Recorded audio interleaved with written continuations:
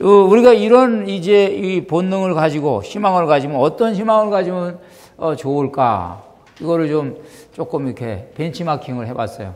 여러 나라의 희망 지혜를 좀 모아봤는데, 그래도 요즘에 G2니까 글로벌 시대니까 중국의 희망 지혜 하나 배워보고 미국 거 배워보면 우리의 희망은 어때야 될지 조금 가늠이 됩니다. 그래서 우선 대륙형 희망인데요. 요거는 제가 발품 팔아가지고 배운 지혜입니다. 이 중국에서 한국의 유학원 분하고 대화를 나누다가 올 1월 말쯤에 중국의 희망 지혜를 좀 배우고 싶다. 이거 뭐 책 속에서 배우고 싶지를 않고 대중들 사이에 떠도는 희망 지혜가 그것이 진짜 희망 지혜다. 그러니까 속담이나 격언이나 명언 중에서 좋은 표현이 하나 있으면 나한테 좀 소개 좀 해달라. 그랬더니 종이에다가 바로 메모지에다가 적어서 준 것이 희망제전야상이라는 요 글자였어요. 문학적인 표현이면서 여러분 제가 감탄을 했어요. 이야, 여기 다 들어가 있다. 농업시대의 표현이지만 상징적이고 문학적인 그 의미를 함축하고 있습니다.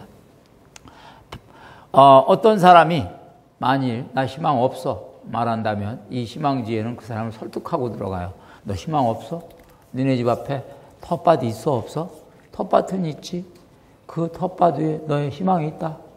거기서 씨앗 뿌리고 물 주고 가꾸고 거두고 시장에 갖다 팔아 종잣돈 만들어. 왜? 멀쩡한 밭이 있는데 희망이 없대. 우리 집은 밭도 없는데. 그래? 그러면은 들판 위로 나가봐. 중국 들판 아시잖아요. 거기 임자 없는 땅 많아. 말뚝박어 줄쳐 개간해. 왜? 땅이 있는데 희망이 없대. 이런 말이죠. 이 밭은 오늘 이 시대로 치면은 여러 가지로 아마 또 이렇게 해석이 될 수 있고 말하자면은 응용이 될 수가 있을 겁니다. 지금 하여간 이 대통합 여러분들이 하시는 일에서 여러분들이 지금 밭이라고 여길 수 있는 거 창조적으로 찾아내는 것도 아마 과제일 거예요. 우리의 밭은 뭐냐? 아마도 사람이겠죠. 여러 가지가 가능하겠죠. 그 다음에 여기서 들판은 글로벌 무대예요.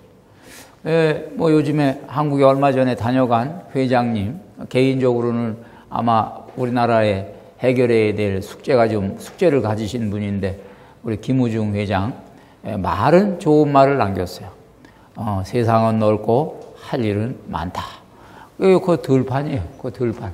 거기에 이제 희망이 있다는 얘기죠.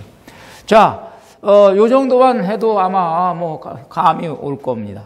미국의 희망은 어떤 희망일까? 1930년대 세계 경제 대공황 때 절망하고 지친 국민에게 32대 대통령 프랭클린 루즈벨트가 이 방법 저 방법 다 써봐도 이 정책 저 정책 다 써봐도 안 통하니까 결국에는 궁여지책으로 대국민 연설을 했어요. 라디오를 통해 가지고 연설을 해서 설득을 했어요.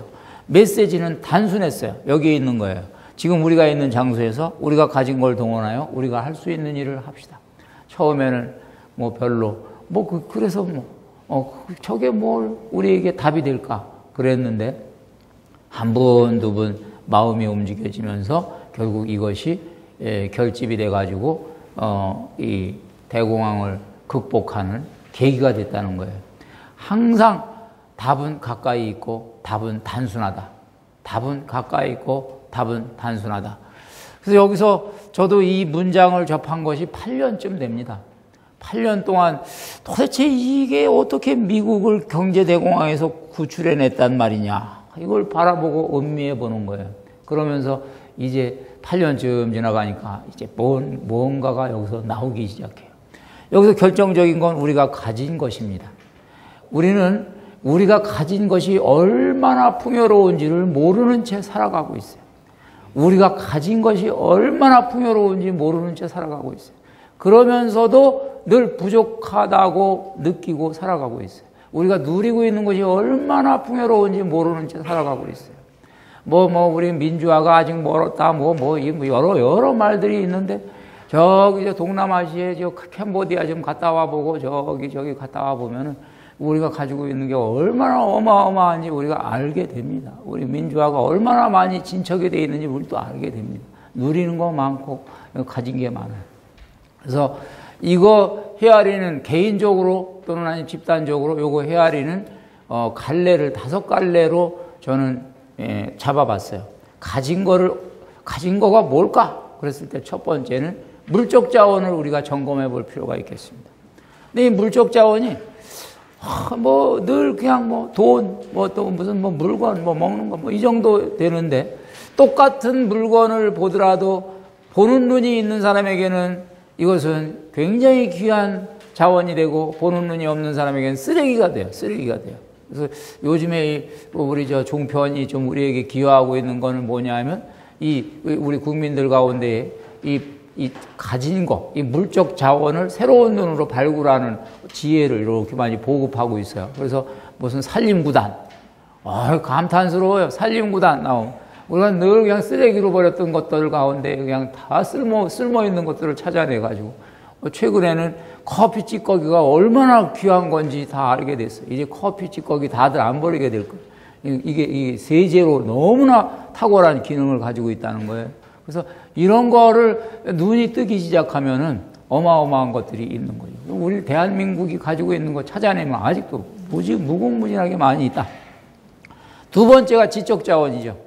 정보 시대니까 여러분들 이거 저는 아주 중요하다라고 봅니다. 그런데 지적 자원에서 제일 중요한 게 뭐냐면, 우리 이 기관에서 일하시는 분들은 이걸 알아야 돼요.